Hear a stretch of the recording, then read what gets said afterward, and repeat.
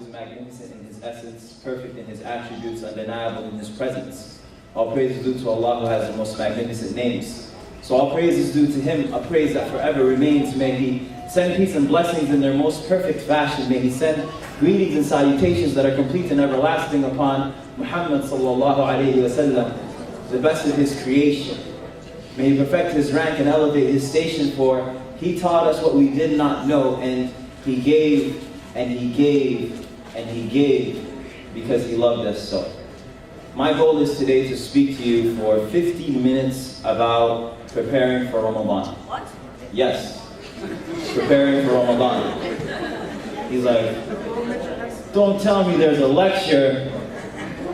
I'm going to speak, inshallah, for 50 minutes about preparing for Ramadan and how to power through Ramadan.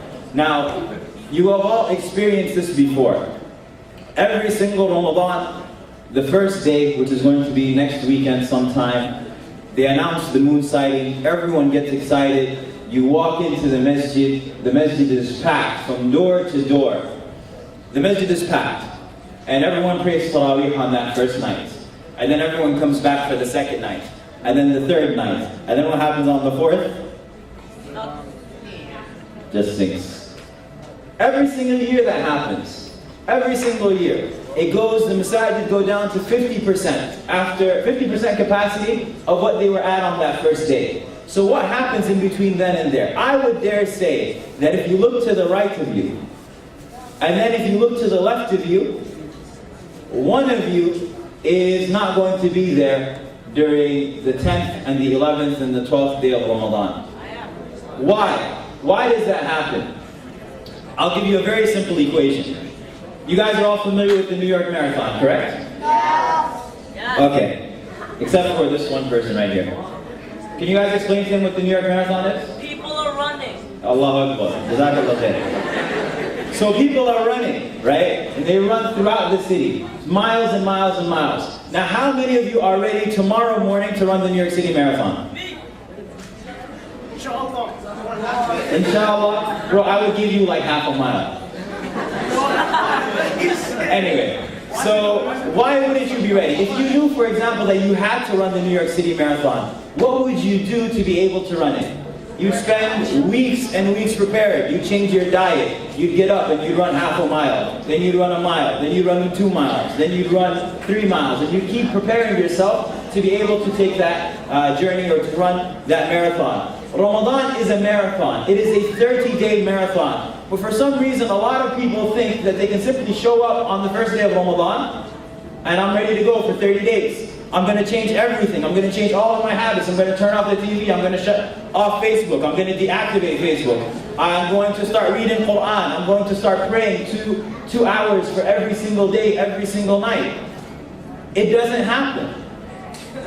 It doesn't happen. And we've all experienced this every single year. That at the beginning of Ramadan, we come in with all of the biggest intentions.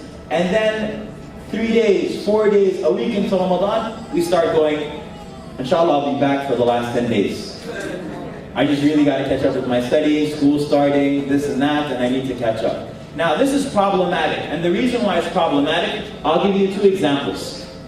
Very quickly. The first example is the example of the people who made excuses and Allah Azza wa Jalla didn't accept their excuses. Rasulullah sallallahu alayhi wa sallam, there was a period where he was going to go on a battle. And the battle was Tabuk. Normally the Prophet sallallahu alayhi wa sallam, if he wanted to take a journey, if he wanted to go on a battle, an expedition, he wouldn't tell the companions where they were going. He wouldn't tell anyone where they were going. He would simply tell them, get ready. So they'd get ready. Then if he wanted to go north, he'd end up going south first. If he wanted to go east, he'd end up going west first. Simply to throw off any scouts, any spies, any people like that. This journey that he was going to take this time was so difficult, so severe, that he told them, get ready, we're going to Tabuk. We're going to fight the Roman Empire. That's where we're going. It was in the middle of the summer. It was extremely hot season. And so, you want me to? Okay. And so, a number of people, they got ready right away and they left. Then there were some people who they delayed and they delayed and they delayed, and you guys know the story of Ka'b ibn Malik. He delayed until the Prophet left. when the Prophet ﷺ, he came back, everyone came and gave them his excuses. Some of them, they said, Ya Rasulullah, biyutuna awra. Our houses were uncovered, we couldn't leave our family, we weren't ready to leave, we needed to protect our families and things like that. Rasulullah ﷺ, he accepted their excuses, but here's the point. Rasulullah ﷺ accepted their excuses. Who didn't accept their excuses? Allah Azza wa Jalla. And Allah says, وَلَوْ أَرَادُوا الْخُرُوجِ لَأَعَدُّوا لَهُ عُدَّةً. If they had wanted to go out with you, Muhammad, if they had really sincerely wanted to take advantage, and they wanted the reward of going on an expedition with the messenger, then they would have prepared for it. They would have prepared for it. Keep that in your mind for a second. The other example, the person who is the most opposite of the hypocrites is a Siddiq, the truthful one, Abu Bakr radiallahu anhu. Abu Bakr, in another example, another scenario, the Prophet ﷺ in Mecca is beginning to tell some of his companions, you have been given permission to make hijrah. Go, make hijrah. You've been given permission to make hijrah. Some of the Sahaba, they went to Medina at night. Some of them, they went during the day. Some of them went in groups and some of them went alone. Abu Bakr radiallahu anhu is not given permission to make hijrah. So he begins to think in his mind, it may be that Rasulullah ﷺ is waiting for me to go with him. Has he been given any information? You guys with me? Has he been given any information? No, he hasn't told him anything. But at the simple indication or the intent, with the intent that he may be the companion of Rasulullah ﷺ in the hijrah, Abu Bakr goes and he buys 2 camels. Those are expensive to buy. He buys 2 camels and he feeds them with the best of vegetation, with the simple intent that just in case the Messenger ﷺ comes into his house in the middle of the day, at a time when he never used to visit him, and his face is covered, and he says to Abu Bakr, I have been commanded to migrate. And Abu Bakr radiallahu anhu says, As-suhba idhan ya Rasulullah? And he says, As-suhba.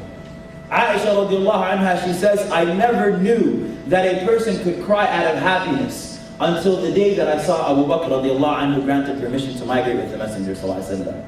This is the example of a person who was sincere, even though he did not know that Rasulullah ﷺ for sure would take him with him. He still prepared. He bought camels, he bought vegetation, just in case. When the Prophet ﷺ came, Abu Bakr was ready.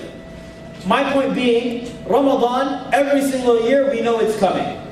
Every single year we know exactly what's going to happen. I'm not going to tell you anything that you don't know. You know suhoor. You know that you're going to have to wake up before the sun rises for a little bit and you're going to have to eat. You know the type of food that makes you lazy, and you know the type of food that gives you energy. You know what's going to happen during the day. You know the classes that you're going to have to take. You know the work schedule that you have. You know that Taraweeh is 2 hours every single night. You know what your goals are of having to read the Quran. So what do you have to do? You have to prepare yourself to do it. That's it. That's all you have to do. I don't have to tell you anything. All you need to know is that you sincerely need to make an effort this Ramadan to succeed.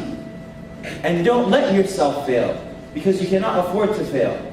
And just simply think of last Ramadan, in between last Ramadan and this Ramadan, how many people passed away. And how many people, even till now, we are not guaranteed Ramadan. So if you are granted this upcoming Ramadan, don't you dare waste it, because you are never guaranteed another one. Some quick tips that I want to give you with regards to how to take advantage of Ramadan. The first is taking advantage of your time. The Prophet ﷺ used to say, Allahumma inni a'udhu bika min al-hammi wal-hazan, wa a'udhu bika min al-ajzi wal-kasal. Anyone know this dua? وَأَعُوذُ بِكَ مِنْ What is it? الْجُبْنِ وَالْبُخْلِ وَأَعُوذُ بِكَ مِنْ غَلَبَةِ الدَّيْنِ وَقَهْرِ الرِّجَالِ.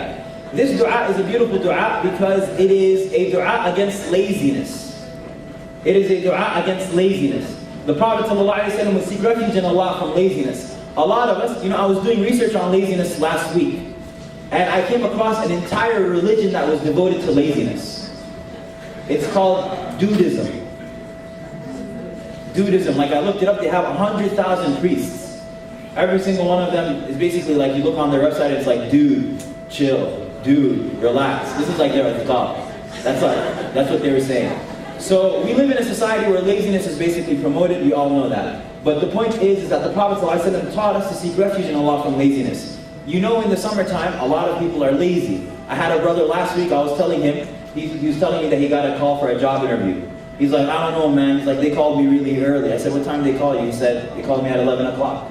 I'm like, 11 o'clock, man? He's like, yeah, man. He's like, I didn't even know how to talk to them.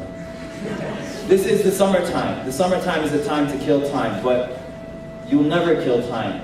Time will always, always, always kill you. So the first thing is that you take advantage of your time, you seek refuge in Allah Azza wa Jalla from kasal. I say to you, today if you don't know this dua, learn it. If you don't learn it, at the latest, memorize it tomorrow. And use it constantly, because the Prophet ﷺ used to seek refuge in Allah Azza wa Jalla from these things, and he was the most successful individual. The second thing that I'll mention to you, and I'll end with this, inshallah, is that know what things, what habits that you do that take advantage of your time, that allow you to become more productive, and what things will make you lazy. So for example, every single day we know that if you have a huge iftar during Ramadan, what's going to happen to you for Taraweeh? You're absolutely out. So for some reason we still decide to go with the big iftar, because I'm really, really hungry. And if you'll ask the people who leave the Taraweeh, if you ever see them, and you ask them about what they eat before they leave Taraweeh, you know what they eat? Basically nothing before they leave Taraweeh. They'll eat a date, they'll drink some water, and then that's it.